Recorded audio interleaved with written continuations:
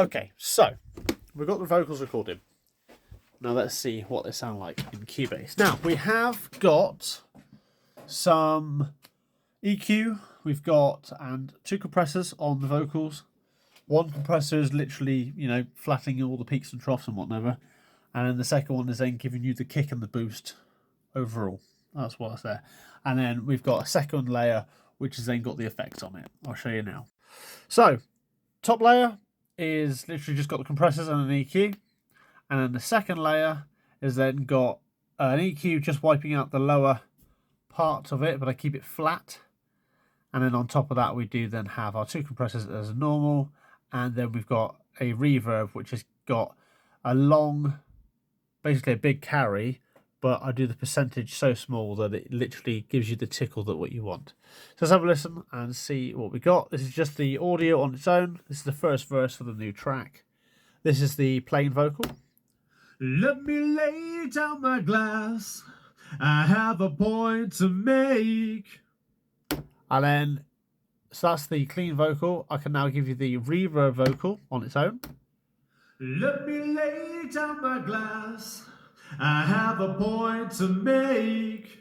As you can hear, it's quite flooded there with reverb. But if I layer them together, we get a nice, clean, but filled sound. Let me lay down my glass. I have a point to make. Now, I haven't put a de-esser on the tracks yet.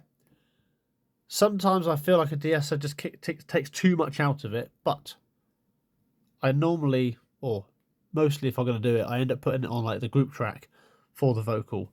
At the minute, where we are in this mix, there's no EQ and there's no inserts on here. It's just a volume control to balance it in the mix overall.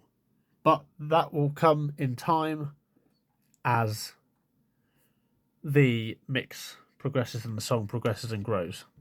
So if I put it with the beat on the track.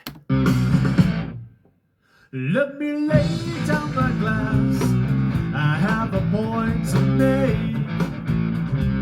Now when it comes to recording vocals or mixing vocals, I go for less is more. I'm not a massive fan of loads of reverb on vocals.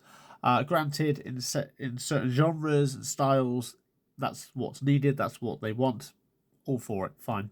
But with this being a blues track, bluesy rock track, and also the rock tracks I do and the punk stuff I do, you don't need loads of reverb.